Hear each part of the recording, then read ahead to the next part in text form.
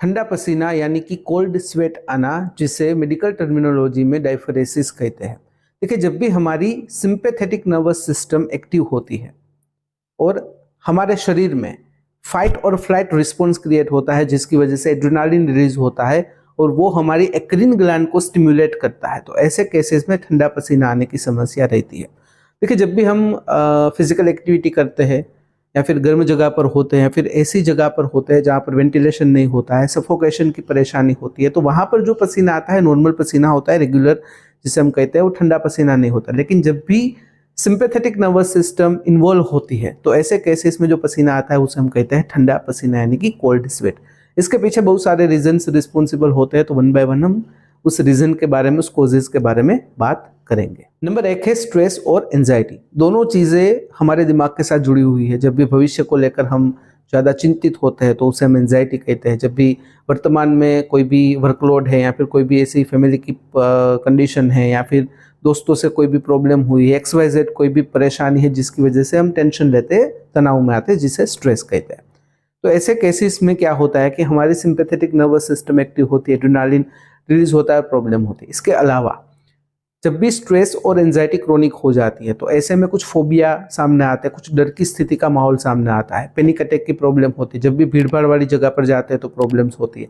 तो इन सब चीज़ों को लेकर भी ठंडा पसीना आने की समस्या रहती है। नंबर 2 है सीवियर पेन। देखिए, जब अचानक से कोई तेजी से दर्द होता है, जैसे कि किडनी स्टोन का दर्द होता है, abdominal pain, severe abdominal pain होता है, बैक पेन होता है, सीने में दर्द होता है, फ्रैक्चर वगैरह की प्रॉब्लम होती है, कोई इंजरी होती है, लेबर पेन होता है, तो ऐसे केसेस में फाइट और फ्लाइट रिस्पॉन्स क्रिएट होता है, एड्रेनालिन का सिक्रेशन होता है और ठंडा पसीना आने की समस्या रहती है। नंबर 3 है वेरियस शॉक।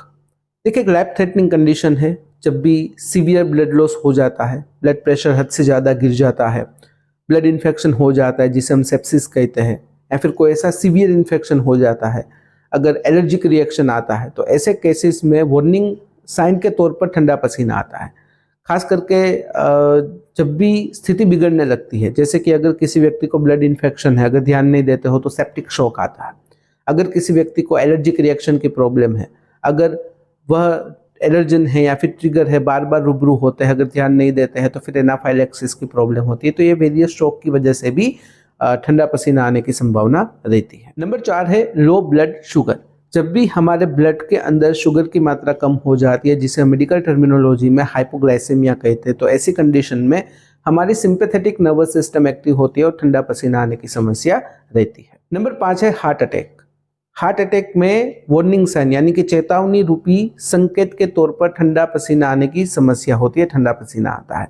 जब भी आपके हार्ट को अच्छी मात्रा में ऑक्सीजन नहीं मिल पाता, ऑक्सीजनेटेड ब्लड नहीं मिल पाता है, तो ऐसे केसेस में प्रॉब्लम होती है। तो ठंडा पसीना आने के साथ साथ दिल की धड़कनें ज़्यादा तेज़ हो जाती है, सीने में तेज़ी से दर्द होता है, नोज़िया वॉमिटिंग की समस्या होती है, आंखों के सामने अंधेरा आ जाता है, चक्कर जैसा महसूस होता है, आप अपने आप को संभाल नहीं पाते हो, यह सब समस्याएं सामने आती है। तो हार्ट अटैक के चेतावनी रूपी संकेत के तौर पर भी ठंडा पसीना आता है। नंबर 6 है वेरियस इन्फेक्शन, यानी कि विभिन्न प्रकार के संक्रमण लगना, चाहे वो वायरल इन्फेक्शन हो, चाहे बैक्टीरियल इन्फेक्शन हो, चाहे फंगल इन्फेक्शन हो, जैसे कि कोल्ड एंड फ्लू है, HIV है, कोविड-19 है, सेप्सिस है, TB है, मलेरिया। तो इस प्रकार के जो भी संक्रमण होते, इन्फेक्शन होते, उसके सामने लड़ने के लिए हमारी इम्यून सिस्टम एक्टिव हो जाती है, तो हमारे शरीर का जो तापमान होता है उसमें बदलाव होता है और उसके तौर पर ठंडा पसीना आता है, खास करके रात के समय पर। नंबर 7 है हार्मोनल चेंजेस, यानी कि जब भी हार्मोन में बदलाव होते हैं, खास करके महिलाओं में मेनोपॉज या फिर पेरीमेनोपॉज के समय के दौरान ये प्रॉब्लम हो सकती है, क्योंकि हार्मोन में चेंजेस होते हैं तो ठंडा पसीना आने की संभावना रहती है। पुरुषों में भी यह समस्या रहती है, जब भी टेस्टोस्टेरोन का जो प्रमाण है वो बदलता है, उसमें चेंजेस आते हैं, तो भी ये समस्या रहती है। नंबर 8 है विड्रॉल सिम्टम्स। देखिए, अगर आपको किसी भी चीज़ की आदत है, जैसे कि अगर आपको टोबैको की आदत है, निकोटीन की आदत है, कैफीन की आदत है, अल्कोहल की आदत है या फिर कोई भी ब्रेन स्टिमुलेंट की आदत है, अगर आप उस आदत को छोड़ना चाहते हो तो धीरे धीरे करके उस आदत से आप दूर होने की कोशिश करते हो, तो ऐसे में वन बाय वन आपको कुछ सिम्टम्स दिखाई देते हैं, जिसे हम कहते हैं विड्रॉल सिम्टम्स। तो ये जो ठंडा पसीना आने की जो प्रॉब्लम है वो भी एक विड्रॉल सिम्टम्स ही है। नंबर 9 है मेडिसिन। देखिए, कुछ प्रकार की दवाइयाँ, जैसे कि anti depressant, diabetic medicine, antipyretic, analgesic, antibiotic, hormonal therapy, chemotherapy, ये जो भी दवाइयाँ होती है उसके साइड इफेक्ट के तौर पर भी ठंडा पसीना आने की समस्या रहती है। नंबर 10 है न्यूरोलॉजिकल डिसऑर्डर्स।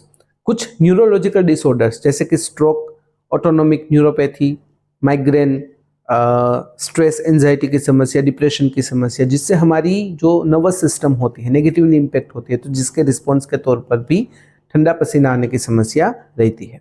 ये थे 10 ऐसे कारण जिसकी वजह से ठंडा पसीना आने की समस्या रहती है। तो फिलहाल इस वीडियो में बस इतना ही। अगर इस वीडियो से रिलेटेड कोई भी सवाल है कमेंट में बेझिझक पूछ सकते हो। कमेंट में अगर आप अनकंफर्टेबल हो तो डायरेक्टली मुझे मेल कर सकते हो qa.ham@gmail.com पर। तो आज का वीडियो ध्यान से देखने और सुनने के लिए आपका धन्यवाद। जय हिंद, जय भारत।